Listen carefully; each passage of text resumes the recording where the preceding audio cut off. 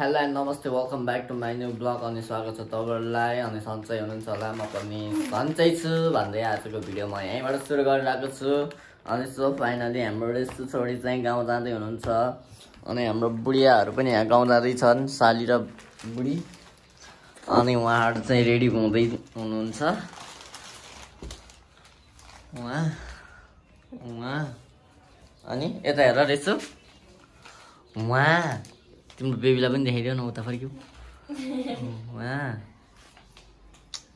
अनि म एक्लै छु यहाँ मलाई त कस्तो रुन मन लागिरहेको छ म एक्लै छु के गर्नु साथीहरू गाह्रो छ जिन्दगीमा है छोरा मान्छे भएर बाँच्नु पनि साह्रै गाह्रो छ मलाई त सो त्यही हो अब उहाँहरू रेडी हुनुहुन्छ अनि 1 बजेको गाडी छ सो म कलङ्गीसम्म छोड्न जान्छु अनि कलङ्गीबाट गाडी चढाएर उहाँहरू जानुहुन्छ अनि म त्यहीँबाट ड्युटी सुरु गरेर यता फर्किनेछु अनि आज 13 गते भयो म चाहिँ 17 गते जान्छु किनभने 18 गते हाम्रो दिवाली छ नि त दिवालीको लागि चाहिँ उहाँहरू जान खोजेको हो त्यसैले बुहारी मान्छे भएपछि अगाडि नै जानुपर्छ हैन घरमा मम्मी मात्रै हुनुहुन्छ नि त बुहारी भइसकेपछि त घर सफा गर्नु पर्यो घरमा के हो कसो हो सबै हेर्नुपर्ने हुन्छ त्यसैले अगाडि नै पठाउन लागेको उनीहरूलाई चाहिँ अनि म चाहिँ काम गर्छु काम गरिसकेपछि मात्रै जान्छु अनि यहाँ उहाँहरूको ब्याग सबै रेडी भइसकेको छ सो यति भन्दै अब म एकछिनमा भेट्ने साथीहरू उहाँहरू रेडी हुनुहुन्छ अनि त्यसपछि म फेरि भिडियो बनाउँछु सो बाइ यसै ल फेरि साला ल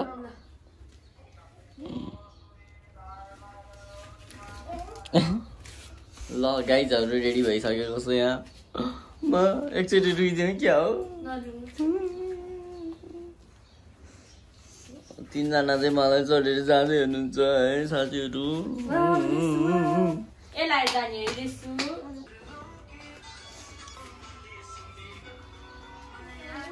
बाबालाई छोडेर जाने हो तिमी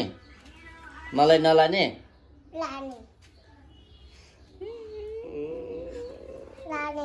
मेरो माया लाग्दैन अनि किन मलाई छोडेर जान लाग्यो तिमी पापासँग बस नि त हुन्छ मम्मीलाई मात्र पठाइदिने गाउँमा हुन्छ मम्मीलाई मात्र पठाइदिने गाउँमा हुन्छ हुन्छ पापासँग बस्ने हो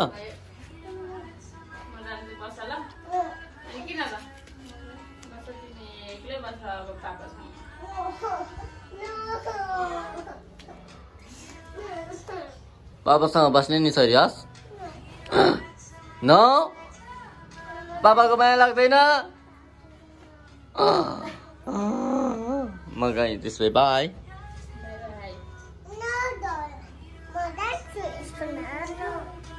राम्रोसँग जाऊ ल अब के भन्छौ त तिमी बुढोलाई छोडेर जाँदैछौ गाउँमा होइन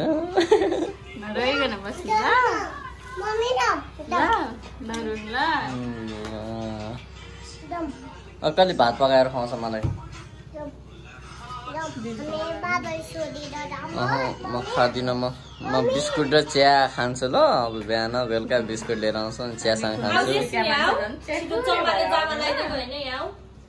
सालना नि भेनालाई छोडेर जाने तिमी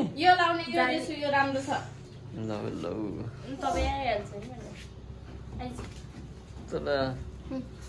के भन्छ त कस्तो राम्रो देखेको यो मान्छे साली नानी कति राम्रो देखेको ल हे भगवान्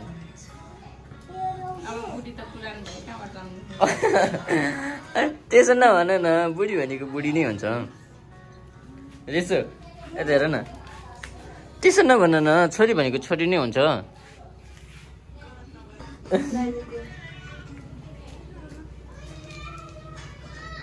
हेलो कहाँ जाने तिमी पिपीमा जाने मलाई नलाने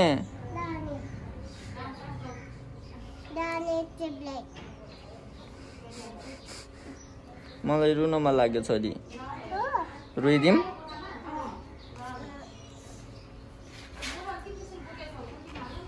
गइदिन्छु नि ल किन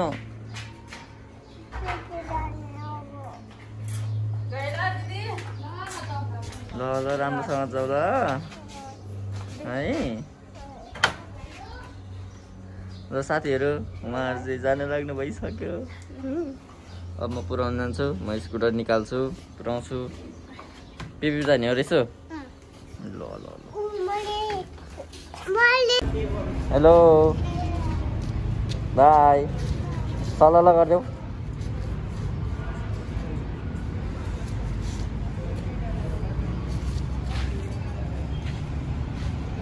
केटा हो हाम्रो फ्यामिलीको गाडी चाहिँ यो हो रेसोहरू जाने गाडी चाहिँ यही हो अब उनीहरू आउँदैछ उनीहरू आइसकेपछि म यही गाडीमा चढाउँछु लिएर आउँदै हुनुहुन्छ हाम्रो स्पेसली गाडी यहाँ छ आऊ आऊ यही होला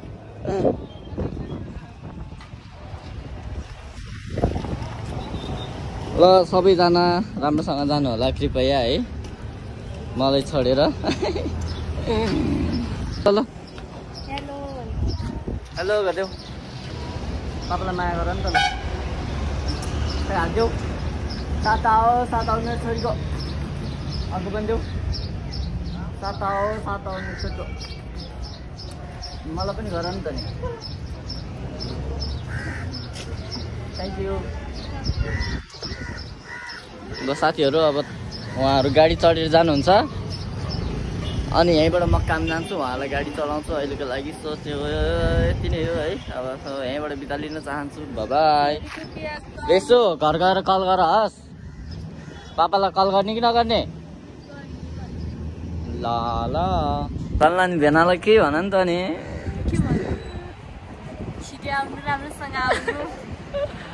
यस्तो पनि भन राम्रोसँग बस्नु धेरै डुल्दै हिँड्ने होइन राति राति काम गर्न जाने हो काम ल राम्रोसँग जानु होला कृपया तपाईँहरू है अब यहीँबाट म ड्युटी जान्छु तपाईँहरूलाई ल्याइदिएँ होइन लिन लाग्यो क्या हो आमा भेट्नुपर्छ होइन होइन आमा भेट्ने होइन के देख्यो चिप्स देख्यो चिप्स तिम्रो बेबी देखाइदेऊ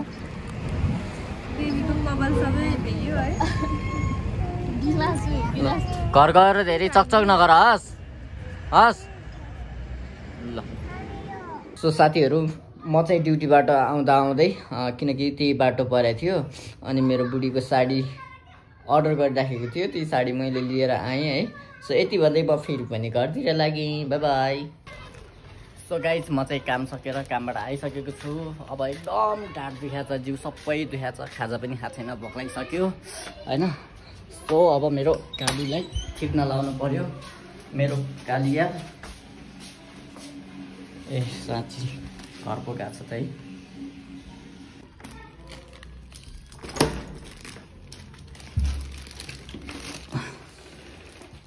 कोही छैन आज मेरो घरमा सुनसान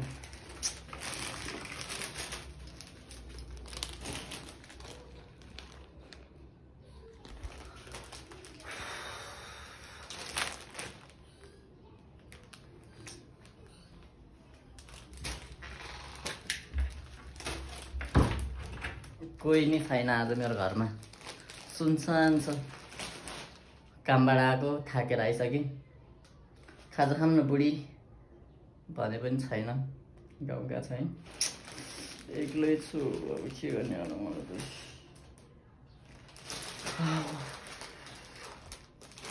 आफ्नो फ्यामिली भएको र नभएको धेरै छुट्टै फिल हुँदैछ क्या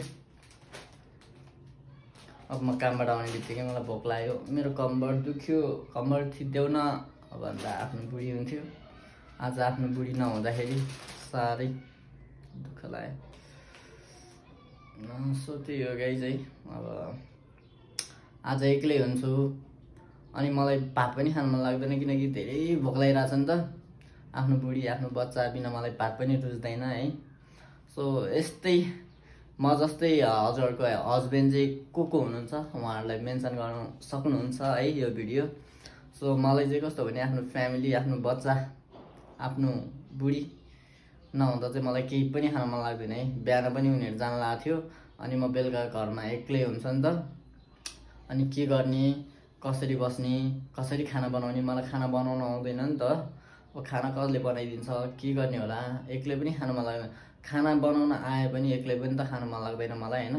सो के गर्ने भन्थ्यो अनि बिचरा मेरो बुढीले चाहिँ उता दिदीलाई भनिदिन्छु भन्नुभएको थियो, तर म पर्दैन, म चिया भए पनि पकाएर खान्छु, चिया र बिस्कुट भए पनि पकाएर खान्छु भनेर चाहिँ भने है। साह्रै मन दुख्छ। सो अब म कल गर्छु घरमा पनि है, के गरिरहेछ कसो गरिरहेछ। अब मेरो ड्युटी सक्यो, लास्टै कम्मर दुखिरहेछ कसम से। मेरो यो कम्मर दुख्ने बानी नै छ है, काम गरेर आयो थाक्यो कम्मर दुख्यो, अब आराम गर्छु घरमा कल गर्छु अनि त्यही हो। राति भइसक्यो अनि सोध्नुपर्छ है भाइ। सो म चाहिँ फ्रेस भएर आएँ अनि मलाई साह्रै भोक लागिसक्यो, एकदमै भोक लागिसक्यो। अब उपाय केही छैन, मलाई भात पकाउन आउन्न, म भात पनि खाँदिनँ आज। अनि यही चिया बनाएर खान्छु आज। चियामा चियापत्ती पनि छैन रहेछ। चिया खान्छु अनि त्यसपछि फोन हेर्छु अनि आनन्दले सुत्छु है त। सो यति भन्दै म हजुरहरूको सामुबाट म बिदा लिन चाहन्छु अनि thank you for watching my video अनि थ्याङ्क यू।